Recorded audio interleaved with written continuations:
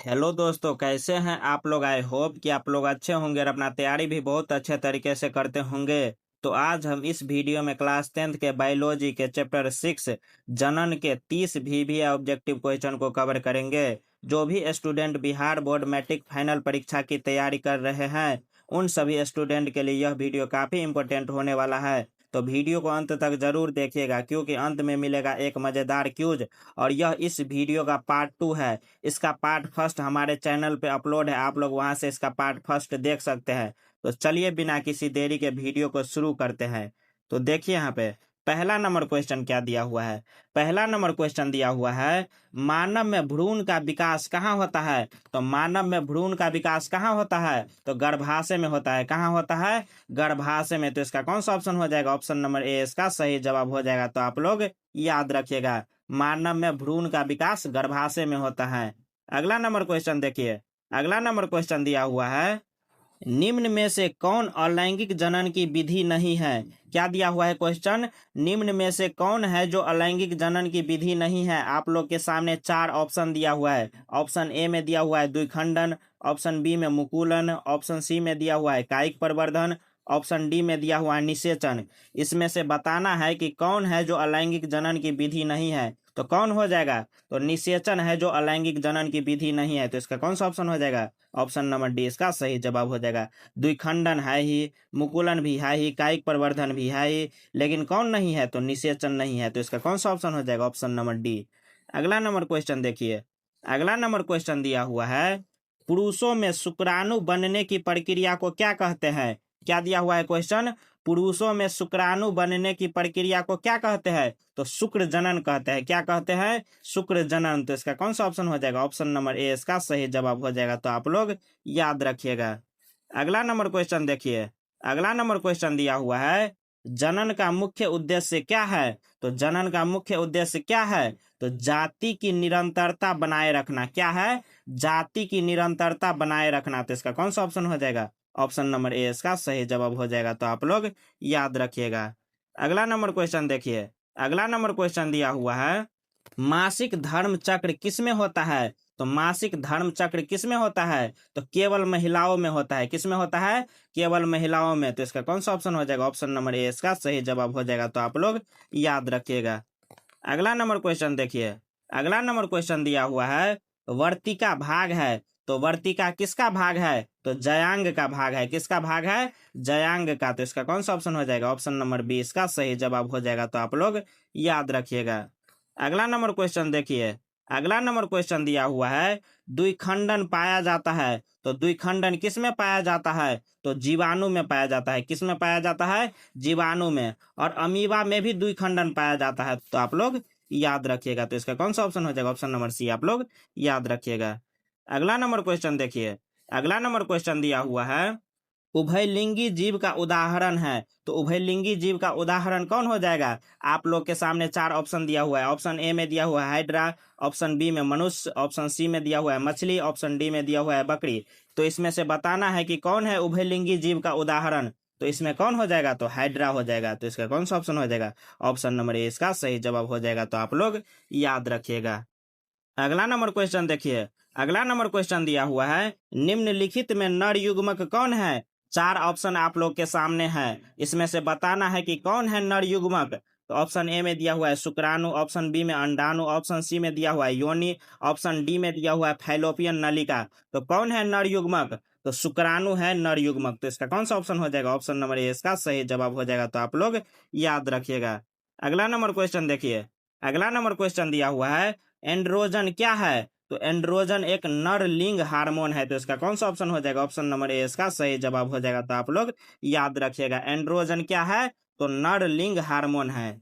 अगला number question देखिए, अगला नंबर क्वेश्चन दिया हुआ है, मानव में नर जनन ग्रंथि कहलाता है। तो मानव में नर जनन ग्रंथि क्या कहलाता है, तो वृषण कहलाता है। क्या कहलाता है, वृषण। तो इसका कौन सा ऑप्शन हो जाएगा, ऑप्शन नंबर ए इसका सही जवाब हो जाएगा। तो आप लोग याद रखिएगा।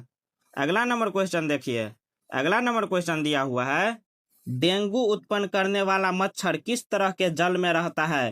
क्या दिया हुआ है क्वेश्चन, डेंगू उत्पन्न करने वाला मच्छर किस तरह के जल में रहता है, तो साफ जल में रहता है। किस तरह के जल में रहता है, साफ जल में। तो इसका कौन सा ऑप्शन हो जाएगा? ऑप्शन नंबर ए इसका सही जवाब हो जाएगा। तो आप लोग याद रखिएगा। अगला नंबर क्वेश्चन देखिए। अगला नंबर क्वेश्चन दिया हुआ है, निम्नांकित में से कौन मलेरिया परजीवी है? आप लोग को बताना है कि कौन है मलेरिया परजीवी। आप लोग के सामने 4 ऑप्शन दिया हुआ है, उसमें से बताना है कि कौन है मलेरिया परजीवी। ऑप्शन ए में दिया हुआ है प्लाज्मोडियम, ऑप्शन बी में दिया हुआ है लिस्मैनिया, ऑप्शन सी में दिया हुआ है प्रोटोजोआ, ऑप्शन डी में दिया हुआ है इनमें से सभी। तो बताना है कि कौन है मलेरिया परजीवी। तो कौन हो जाएगा? तो प्लाज्मोडियम हो जाएगा। कौन हो जाएगा? प्लाज्मोडियम। तो इसका कौन सा ऑप्शन हो जाएगा? ऑप्शन नंबर ए इसका सही जवाब हो जाएगा। तो आप लोग याद रखिएगा। अगला नंबर क्वेश्चन देखिए। अगला नंबर क्वेश्चन दिया हुआ है, यौन परिपक्वता की अवधि को कहते हैं। तो यौन परिपक्वता की अवधि को क्या कहते हैं? तो यौवनारंभ कहते हैं। क्या कहते हैं? यौन परिपक्वता की अवधि को यौवनारंभ। तो इसका कौन सा ऑप्शन हो जाएगा? ऑप्शन नंबर ए इसका सही जवाब हो जाएगा। तो आप लोग याद रखिएगा। अगला नंबर क्वेश्चन देखिए। अगला नंबर क्वेश्चन दिया हुआ है, एक व्यक्ति में यौन परिपक्वता के लक्षण किसकी क्रिया से नियंत्रित होते हैं? क्या दिया हुआ है क्वेश्चन? एक व्यक्ति में यौन परिपक्वता के लक्षण किसकी क्रिया से नियंत्रित होते हैं? तो किसकी क्रिया से? तो हार्मोन और तंत्रिका तंत्र दोनों की क्रिया से। तो इसका कौन सा ऑप्शन हो जाएगा? ऑप्शन नंबर डी इसका सही जवाब हो जाएगा। तो आप लोग याद रखिएगा। अगला नंबर क्वेश्चन देखिए। अगला नंबर क्वेश्चन दिया हुआ है, मानव में निषेचन के बाद बनने वाली पहली कोशिका को क्या कहते हैं? क्या दिया हुआ है क्वेश्चन? मानव में निषेचन के बाद बनने वाली पहली कोशिका को क्या कहते हैं? तो युग्मनज या जाइगोट कहते हैं। क्या कहते हैं? युग्मनज या जाइगोट। तो इसका कौन सा ऑप्शन हो जाएगा? ऑप्शन नंबर सी इसका सही जवाब हो जाएगा। तो आप लोग याद रखिएगा। अगला नंबर क्वेश्चन देखिए। अगला नंबर क्वेश्चन दिया हुआ है, मादा जनन तंत्र का कौन सा भाग निषेचित अंडे को गर्भाशय तक ले जाते हैं? क्या दिया हुआ है क्वेश्चन? मादा जनन तंत्र का कौन सा भाग निषेचित अंडे को गर्भाशय तक ले जाता है? तो कौन सा भाग? तो अंडवाहिनी या फैलोपियन ट्यूब। तो इसका कौन सा ऑप्शन हो जाएगा? ऑप्शन नंबर डी इसका सही जवाब हो जाएगा। तो आप लोग याद रखिएगा। अगला नंबर क्वेश्चन देखिए। अगला नंबर क्वेश्चन दिया हुआ है, परिवार नियोजन का मुख्य उद्देश्य क्या है? तो परिवार नियोजन का मुख्य उद्देश्य क्या है? तो बच्चों की संख्या को नियंत्रित करना है। क्या है? बच्चों की संख्या को नियंत्रित करना। तो इसका कौन सा ऑप्शन हो जाएगा? ऑप्शन नंबर डी इसका सही जवाब हो जाएगा। तो आप लोग याद रखिएगा। अगला नंबर क्वेश्चन देखिए। अगला नंबर क्वेश्चन दिया हुआ है, निम्न में से कौन सी विधि यौन संचारित रोगों को रोकने में सहायक नहीं है? क्या दिया हुआ है क्वेश्चन? निम्न में से कौन सी विधि है जो यौन संचारित रोगों को रोकने में सहायक नहीं है? तो कौन सी विधि? तो एंटीबायोटिक दवाओं का नियमित सेवन, यह विधि है जो यौन संचारित रोगों को रोकने में सहायक नहीं है। तो इसका कौन सा ऑप्शन हो जाएगा? ऑप्शन नंबर डी इसका सही जवाब हो जाएगा। तो आप लोग याद रखिएगा। अगला नंबर क्वेश्चन देखिए। अगला नंबर क्वेश्चन दिया हुआ है, सजीवों में संतान उत्पन्न करने की प्रक्रिया को क्या कहते हैं? तो सजीवों में संतान उत्पन्न करने की प्रक्रिया को क्या कहते हैं? तो जनन कहते हैं। क्या कहते हैं? जनन। तो इसका कौन सा ऑप्शन हो जाएगा? ऑप्शन नंबर ए इसका सही जवाब हो जाएगा। तो आप लोग याद रखिएगा। अगला नंबर क्वेश्चन देखिए। अगला नंबर क्वेश्चन दिया हुआ है, फूल का कौन सा भाग रंगीन और आकर्षक होता है जो परागणकों को आकर्षित करता है? क्या दिया हुआ है क्वेश्चन? फूल का कौन सा भाग रंगीन और आकर्षक होता है जो परागणकों को आकर्षित करता है? तो कौन सा भाग? तो पंखुड़ी या दल।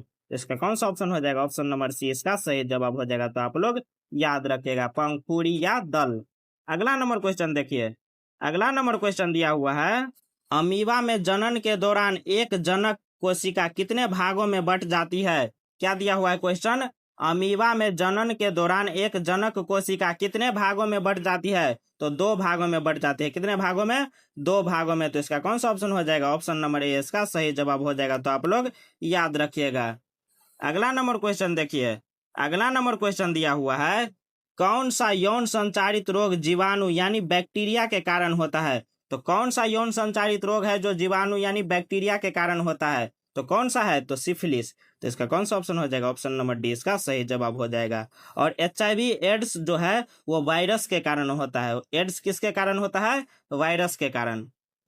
अगला नंबर क्वेश्चन देखिए। अगला नंबर क्वेश्चन दिया हुआ है, पौधों में बीज से नए पौधे के उगने की प्रक्रिया को क्या कहते हैं? क्या दिया हुआ है क्वेश्चन?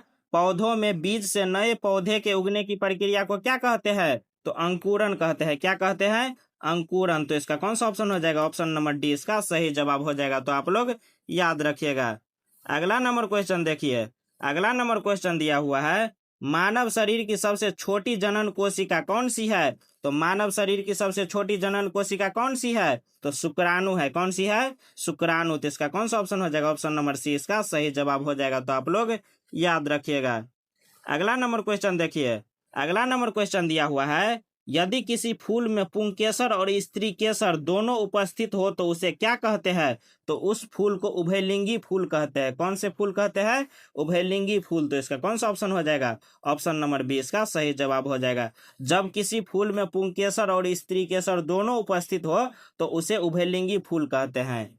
अगला नंबर क्वेश्चन देखिए, अगला नंबर क्वेश्चन दिया हुआ है, गर्भ निरोधक का कौन सा तरीका यौन संचारित रोगों से सुरक्षा भी प्रदान करता है?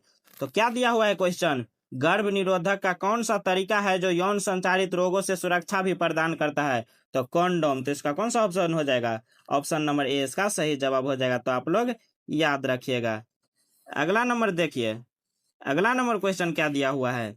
अगला नंबर क्वेश्चन दिया हुआ है, कौन सा हार्मोन पुरुषों में द्वितीयक लैंगिक लक्षणों जैसे दाढ़ी मूछ के लिए जिम्मेदार है? क्या दिया हुआ है क्वेश्चन? कौन सा हार्मोन पुरुषों में द्वितीयक लैंगिक लक्षणों जैसे दाढ़ी मूछ के लिए जिम्मेदार है? तो कौन सा हार्मोन? तो टेस्टोस्टेरोन। तो इसका कौन सा ऑप्शन हो जाएगा? ऑप्शन नंबर डी इसका सही जवाब हो जाएगा। तो आप लोग याद रखिएगा, टेस्टोस्टेरोन। अगला नंबर क्वेश्चन देखिए, अगला नंबर क्वेश्चन दिया हुआ है, मानव शिशु का विकास कहाँ होता है? तो मानव शिशु का विकास गर्भाशय में होता है। कहाँ होता है? गर्भाशय में। तो इसका कौन सा ऑप्शन हो जाएगा? ऑप्शन नंबर ए इसका सही जवाब हो जाएगा। तो आप लोग याद रखिएगा। अगला नंबर क्वेश्चन देखिए, अगला नंबर क्वेश्चन दिया हुआ है, मानव में शुक्राणु और अंडाणु के संगलन को क्या कहते हैं? क्या दिया हुआ है क्वेश्चन? मानव में शुक्राणु और अंडाणु के संगलन को क्या कहते हैं? तो निषेचन कहते हैं। क्या कहते हैं? निषेचन। तो इसका कौन सा ऑप्शन हो जाएगा? ऑप्शन नंबर डी इसका सही जवाब हो जाएगा। तो आप लोग याद रखिएगा। अब बढ़ते हैं आप लोग के आज के क्यूज क्वेश्चन की ओर। तो प्रश्न है आप लोग के सामने, क्या दिया हुआ है प्रश्न? पराग कणों का एक फूल से दूसरे फूल तक जाना क्या कहलाता है? तो आप लोग को बताना है कि पराग कणों का एक फूल से दूसरे फूल तक जाना क्या कहलाता है। ऑप्शन ए में दिया हुआ है रोपण, ऑप्शन बी में दिया हुआ है परागण, ऑप्शन सी में दिया हुआ है पानी देना, ऑप्शन डी में दिया हुआ है काटना। तो इसका आंसर आप लोग कमेंट में जरूर दीजिएगा। तो दोस्तों उम्मीद है कि ये 30 भी ऑब्जेक्टिव क्वेश्चन आप लोगों को अच्छे तरीका से समझ में आ गए होंगे। अगर वीडियो अच्छा लगा हो तो चैनल को सब्सक्राइब जरूर कीजिएगा, साथ में बेल आइकन को दबाना न भूलिएगा ताकि जो भी अप टू डेट हम डालें आप तक सबसे पहले पहुंचे। साथ में अपने दोस्तों के पास शेयर जरूर कीजिएगा। और अभी हम जितना ऑब्जेक्टिव पढ़ाए हैं आप लोग उसका PDF लेना चाहते हैं तो हमारे टेलीग्राम चैनल मैट्रिक हब पे आप लोग ज्वाइन हो सकते हैं। वहां से इसका PDF आप लोगों को आसानी से मिल जाएगा। तो मिलते हैं अगले वीडियो में, तब तक के लिए जय हिंद। बने रहिए ऐसे और मजेदार वीडियो के लिए हमारे साथ।